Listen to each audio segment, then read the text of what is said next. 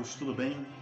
Para aqueles que ainda não me conhecem, meu nome é Emiliano Mascarenhas, sou terapeuta holístico, numerólogo e atendo aqui no espaço Despertar.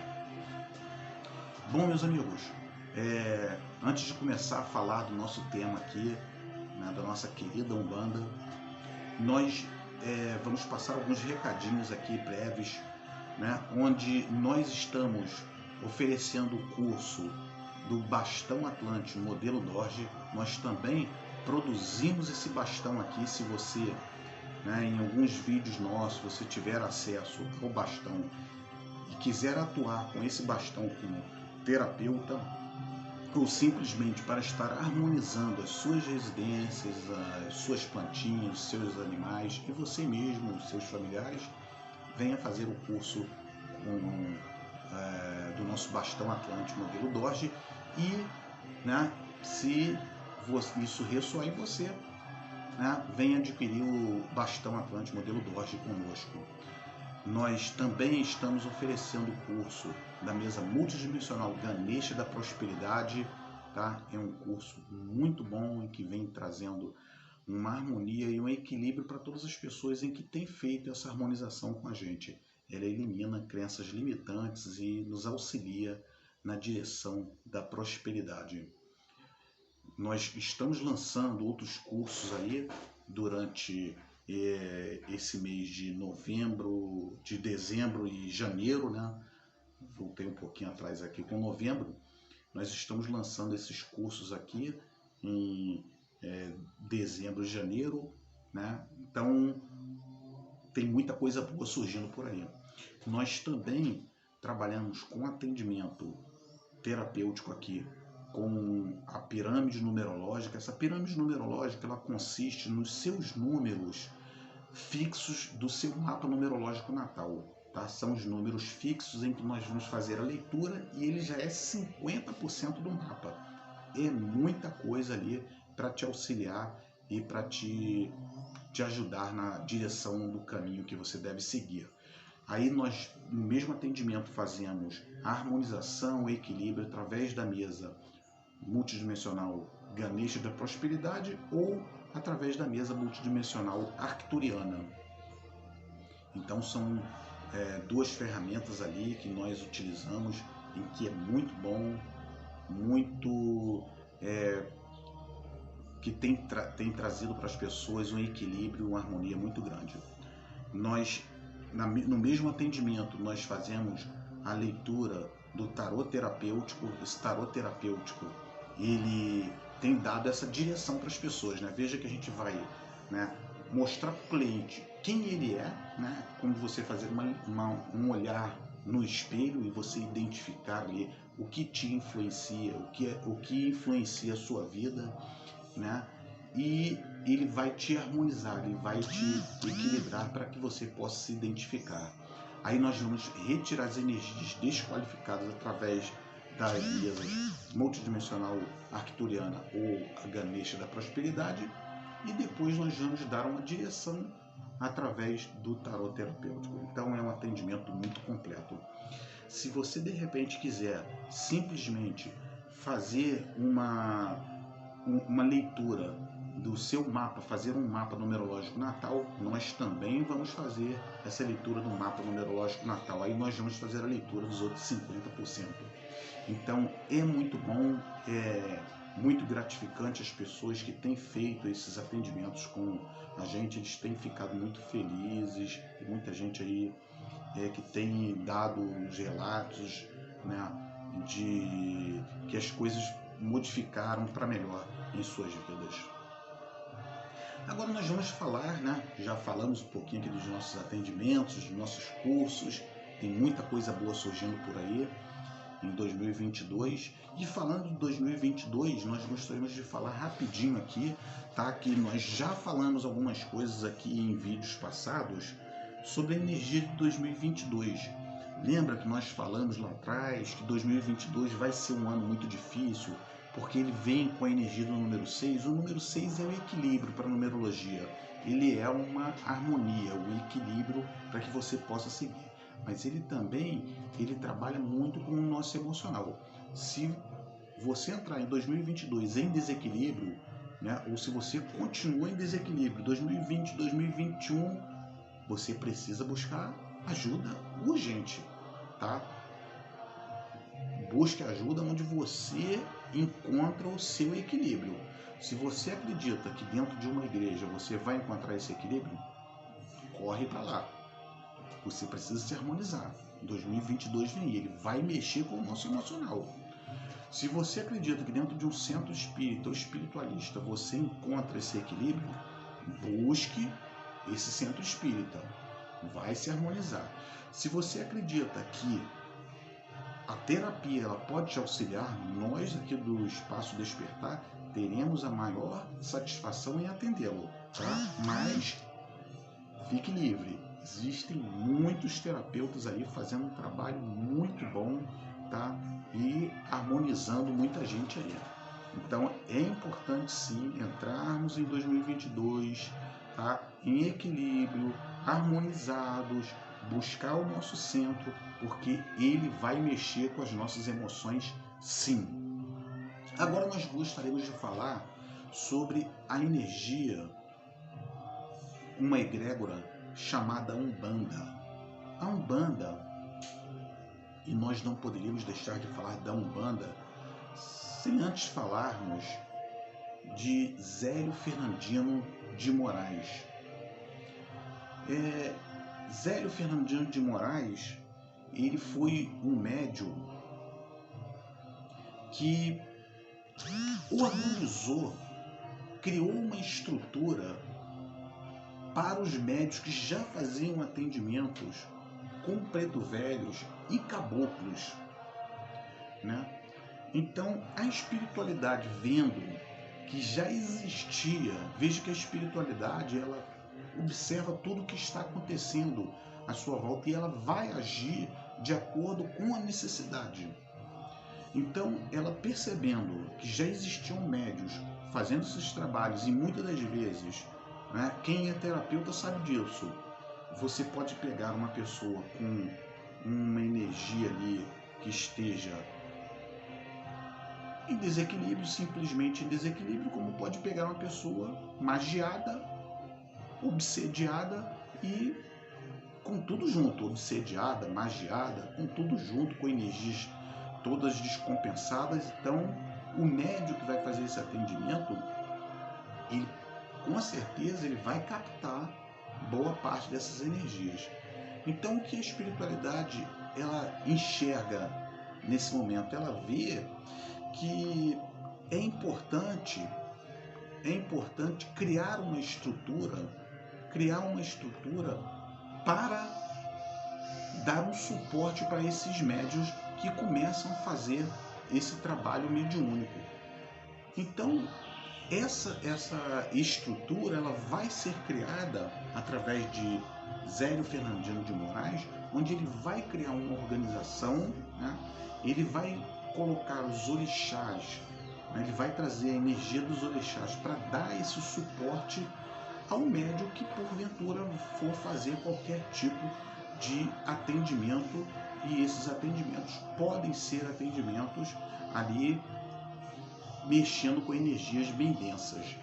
Então, Zélio Fernandino de Moraes, na figura do caboclo das 7 encruzilhadas, ele vai criar essa estrutura, vai criar esse suporte, né? Aí o médium ele está ali e ele, a partir daquele momento, ele começa a fazer o atendimento e ele já tem uma estrutura, né? Mesmo que ele não tenha um terreiro, mas ele vai ter ali a forma de cultuar os orixás, as energias dos orixás, e aí ele já vai criar ali a conexão com seus guardiões, protegendo, né, todo o perímetro de sua residência, todo o perímetro do trabalho. Então ele já cria, a partir daquele momento, uma estrutura para organizar. Zélio Fernandino de Moraes, ele nasceu no dia 10 de abril de 1891, no distrito de Neves, município de São Gonçalo, Rio de Janeiro. Aos 17 anos, quando estava se preparando para servir as Forças Armadas através da Marinha, aconteceu um fato curioso. Ele começou a falar em um tom manso com um sotaque diferente da sua região, parecendo um senhor com bastante idade. A princípio, a família achou que houvesse algum distúrbio mental e encaminhou a seu tio, Dr.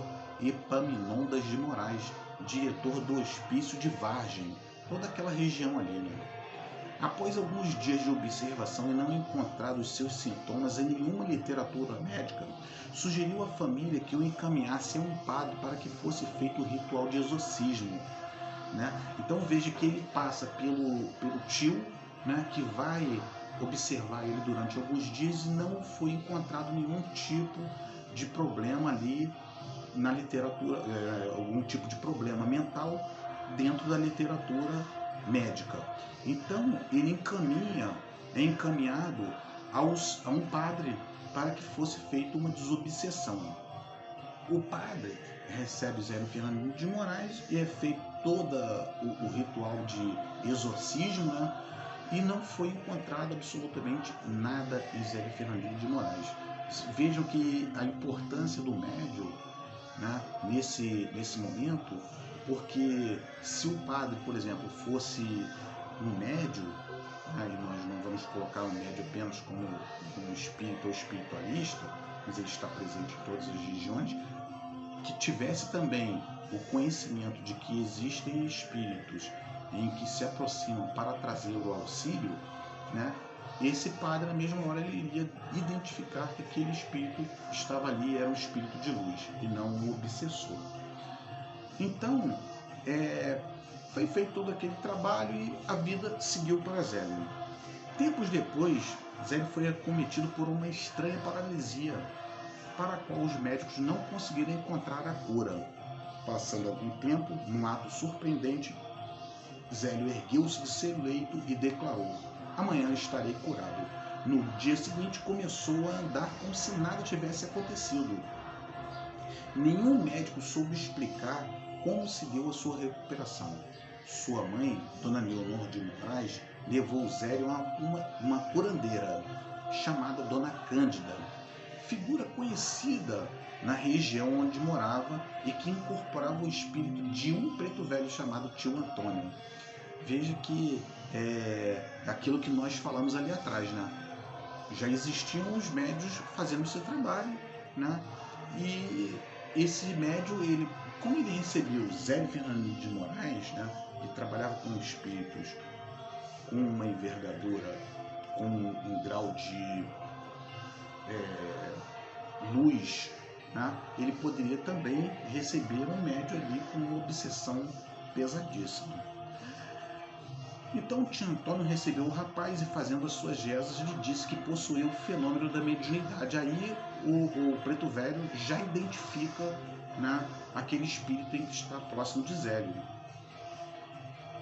O pai de Zélio de Moraes, senhor Joaquim Fernandino da Costa, apesar de não frequentar nenhum centro espírita, já era um adepto do espiritismo. Então veja que a espiritualidade já existia dentro da casa de Zélio Fernandino de Moraes. Ele era praticante, o pai de Zélio era praticante do hábito da leitura de literatura espírita. Então veja que o preto velho vai identificar, né, que Zélio estava sendo acompanhado de um preto velho, de um caboclo, tinha uma energia da espiritualidade muito próxima dele, e ele vai falar para o Zélio que ele precisaria trabalhar com a energia, tá, da mediunidade, que ele precisaria desenvolver a sua mediunidade. Então o pai do Zélio vai encaminhá-lo a um centro espírita. E no dia 15 de novembro de 1908, por sugestão de um amigo de seu pai, Zélio foi levado à Federação Espírita de Niterói. Chegando na federação e convidado por José de Souza, dirigente daquela instituição, sentaram-se à mesa. Só que logo em seguida, contrariando todas as normas da sessão espírita, Zélio se levantou e foi ao jardim, pegou uma flor e disse que ali faltava algo, e colocou essa flor no centro da mesa, em um jarro no centro da mesa. Ele já pegou um instrumento de trabalho, porque a Umbanda ela trabalha com os elementos da natureza, através de ervas, através de flores, através de pedras. Ela tem toda essa energia da natureza. A Umbanda trabalha com esses elementos, né? Eu acredito que é um segmento religioso em que mais trabalha com esses instrumentos, trazendo esse equilíbrio para os que são atendidos e até para os médios, né? Aí, tendo iniciado, naquele momento que Zélio coloca a flor, iniciou-se uma estranha confusão no local. Ele incorporou um espírito e, simultaneamente, diversos médios presentes apresentaram a incorporação de caboclos e preto velhos. Veja que o médio já estava pronto, né? E é um médio ali ostensivo e que não precisou nem fazer um desenvolvimento mediúnico, porque naquele momento ele já era um médio pronto, preparado para o trabalho que viria a acontecer. Naquele momento ele recebe o espírito de um preto velho, e diversos médios da seção espírita começam a receber caboclos e preto velhos. Advertidos pelos dirigentes do trabalho, a entidade incorporada no rapaz perguntou por que repelem a presença dos citados espíritos se nem sequer se dignaram a ouvir sua mensagem. É aquilo que a gente às vezes fala, né? Às vezes a gente olha para a mão que está apontando e esquece de olhar para a direção, né? Muitas das vezes a gente está ali preocupado com quem está passando a mensagem, né? E às vezes a gente enxerga naquele que está passando a mensagem, né, como uma pessoa de ato falho, uma pessoa que teve uma vida desregrada, e nós esquecemos de olhar para a direção. Muitas das vezes a gente precisa estar olhando para a direção, e foi exatamente o que aconteceu com aquele espírito, né? Já era um espírito elevado, com uma luz, um espírito que veio trazer uma direção e veio auxiliar, né? E muitas das vezes a gente está preocupado muito com a aparência, né? Infelizmente, isso ainda acontece nesses dias atuais. Nesse mesmo dia, ele incorporou um preto velho de pai Antônio, que com fala mansa foi confundido com um louco, uma loucura de seu aparelho, com palavras de muita sabedoria e humildade, com timidez aparente, recusava-se a sentar junto com os presentes à mesa, dizendo as seguintes palavras: nego não senta não, meu senhor. Nego fica aqui mesmo. Isso é coisa do senhor branco e nego deve a respeitar, né? Veja que ele poderia, essa entidade, ele poderia simplesmente, esse preto velho, poderia sentar à mesa e fazer parte da sessão normalmente, sem falar em sotaques, mas o preto velho, ele trabalha a humildade, ele trabalha o pé no chão, né? E que muitas das vezes falta pra gente, né? Nós estamos muitas das vezes preocupados com a aparência. Infelizmente, isso continua acontecendo nos dias de hoje. Houve a insistência do dirigente e ele falou que não carecia preocupar não, que nego fica no toco, que é lugar de nego. Ele trazia isso da encarnação passada. Assim continuou dizendo outras palavras representando a sua humildade. Uma pessoa na reunião pergunta se ele sentia falta de alguma coisa que tinha deixado na terra e ele responde: minha cachimba. Nego quer o pito que deixou no toco, manda moleque buscar. Tal afirmativa já trazia o primeiro instrumento de trabalho da Umbanda, né? Que era o cachimbo. Né? Através do cachimbo ele vai trabalhar também com o fungo, que são os elementos, né? São os elementos que estão na natureza. Então veja que ele já começa a mostrar ali, já começa a dar sinais de como será essa nova doutrina, de como será essa nova religião, né? Manda buscar o cachimba que nego quer pitar, né? Após um vidente ver a luz que o espírito irradiava, perguntou: por que o irmão fala nestes termos, pretendendo que a direção aceite a manifestação de espíritos que, pelo grau de cultura que tiveram quando encarnados, são claramente atrasados? Por que fala deste modo, se estou vendo que me dirijo neste momento a um espírito jesuíta e suas vestes brancas refletem uma aura de luz? E qual o seu nome, meu irmão? Veja que ele identificou, ele viu a luz no médium, no espírito, né, no preto velho. Ele foi até uma encarnação passada, era um médium de uma evidência muito boa, né? Ele foi até uma encarnação passada, mas ele não queria enxergar o preto velho, porque o preto velho para ele era sinônimo de ignorância, né? Se ele era um espírito em evolução e ele passou, né, como um jesuíta, nós vamos ler agora aqui dessa encarnação dele, ele passou como jesuíta e ele vai encarnar como negro, como preto velho, para passar por toda aquela aprovação. Ele estava trabalhando o espírito, né? E ele foi para a senzala, ele foi com com todas as suas dificuldades trabalhar isso na senzala, né?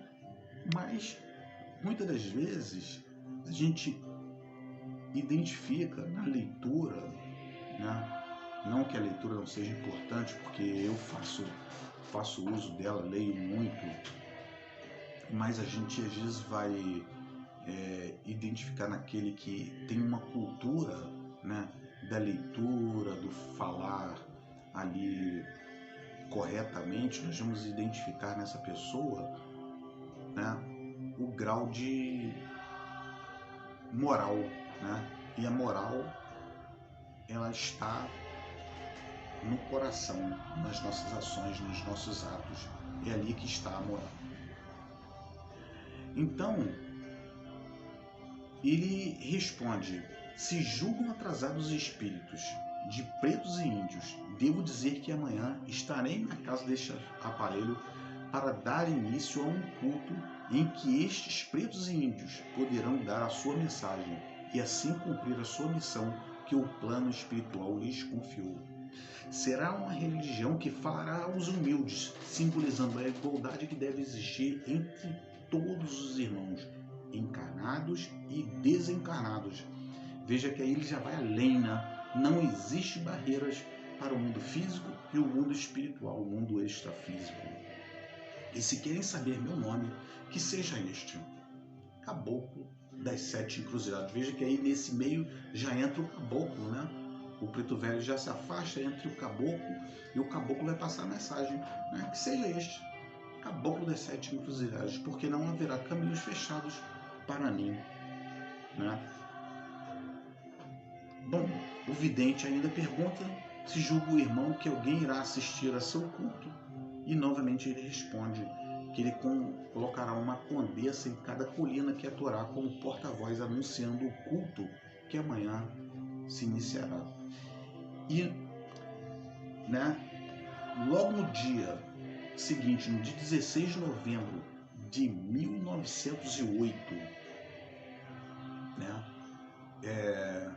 1908, aí nós vamos, né, como numerólogo aqui, nós vamos ver aqui que ele forma um número, nós vamos fazer a redução teosófica, e ele vai criar o número 9. O número 9, ele fala da doação, do auxílio, do amparo ao próximo. Ele se encerra um ciclo e se inicia um novo ciclo, né? Dia 16, e nós vamos trabalhar com as 7 linhas de Umbanda, que hoje a Umbanda trabalha. Então, a importância de criar essa estrutura num ano de número 9, com o número 7. Então, a importância de nós termos esse conhecimento, né, dentro da Umbanda. O número 9, dentro da numerologia, ele trabalha com a doação, com auxílio ao próximo. E todas as pessoas que carregam esse número 9, ele traz essa energia de absorção de energias densas, de energias negativas, né? Ele vai trabalhar com essas energias. Na Rua Floriano, e isso aconteceu tudo, né? E nós continuamos no dia 16 de novembro de 1908, na Rua Floriano Peixoto, 30, Neves, São Gonçalo, Rio de Janeiro, né? Aí nós vamos pegar aqui o número 30 aqui, vamos fazer a redução teosófica e vamos identificar aqui no número 3. Esse número 3, ele vai trabalhar com o mental, quer dizer, algo novo que estava sendo trazido para o mental de toda a sociedade, de toda a comunidade, né? Algo diferente está relacionado ao número 3. E esse número 3, ele traz também a expansão e o crescimento de uma religião que não existiria mais fronteiras para ela. E aproximadamente às 20 horas né, 20 horas, estavam presentes os membros da Federação Espírita, parentes, amigos e vizinhos, e do lado de fora uma multidão, uma verdadeira multidão de desconhecidos. Pontualmente às 20 horas, o caboclo das 7 encruzilhadas desceu e, usando as seguintes palavras, iniciou-se o culto, dizendo: aqui inicia-se um novo culto em que os espíritos de preto velhos e africanos que haviam sido escravizados e que desencarnaram não encontraram campo de atuação, um campo de ação nos remanescentes das seitas negras, já deturpadas e dirigidas quase que exclusivamente para os trabalhos de feitiçaria. E os índios nativos da nossa terra poderão trabalhar em benefício de seus irmãos encarnados, qualquer que seja a cor, raça, credo ou posição social. A prática da caridade, no sentido do amor fraterno, será a característica principal deste culto, que tem base no Evangelho de Jesus e como Mestre Supremo, Cristo. Bom, veja que quem se levanta para enfrentar os trabalhos de feitiçaria, magia, em que estavam surgindo? Os preto velhos e os caboclos. Os caboclos que não tem medo de nada, né? O índio, quando ele vai para o combate, ele vai para o combate, e se ali o corpo físico ficar no combate, ele com certeza ele vai para o plano espiritual e continua esse combate. E os preto velhos, que já estão acostumados mesmo, né, à luta do dia a dia, né, a chibata no lombo, então eles vão para o combate sem temor, e eles se levantam contra toda essa energia densa em que está se formando no Brasil. Veja que hoje essas energias, elas começam a tomar um tom diferente, né? Porque hoje em dia, e nós aqui com o atendimento, nós identificamos muito isso.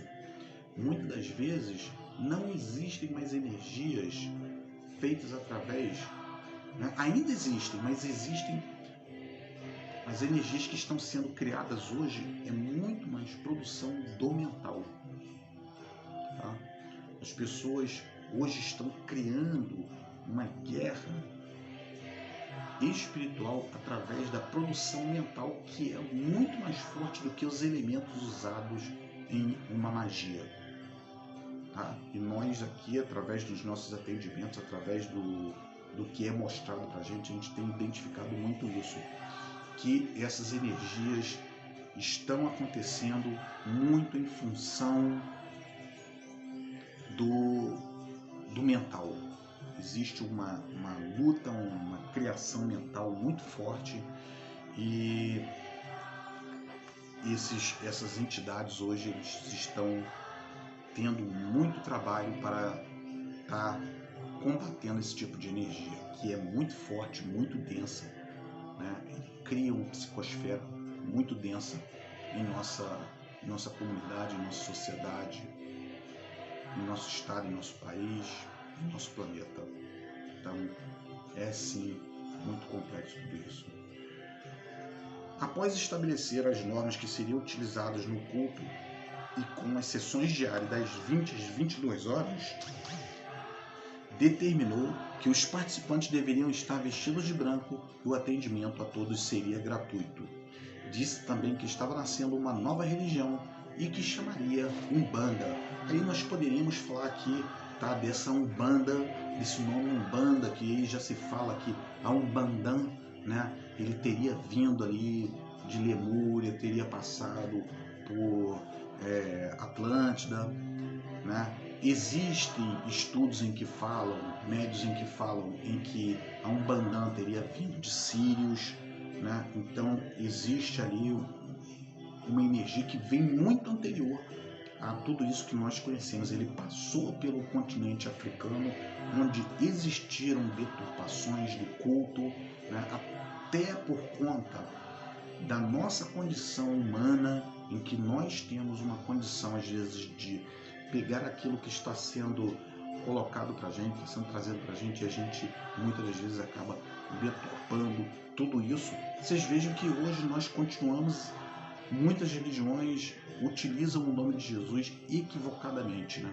Então veja que ele trouxe todo um amor, trouxe todo o equilíbrio, trouxe toda uma harmonia, uma direção, e muitas das vezes as pessoas pegam essa energia, pegam essa direção e deturpam, né? Eles criam uma outra visão, uma outra direção, né? Hoje nós temos até exército de Jesus, né? As pessoas falando em exército de Jesus como se ele estivesse preocupado em combater e ir para a luta com alguém, né? A luta dele é com amor e com o coração, e nunca com a espada. Enquanto nós continuarmos apegados a isso, essa luta com a espada, e quando nós falamos de espada, aí nós vamos falar aqui de nossos atendimentos, nós trabalhamos com a espada de São Miguel, mas não é para cortar o inimigo. A espada de São Miguel é para cortar laços e cordões com energias fluídicas negativas. É para isso que serve uma espada na mão de um trabalhador da luz. É para abrir caminhos, os caminhos estão fechados, vamos abrir os caminhos, vamos direcionar essa pessoa através da energia da espada, mas nunca para cortar um irmão que está no campo espiritual, na ignorância e precisando de auxílio, precisando de ajuda. Nunca para isso, né?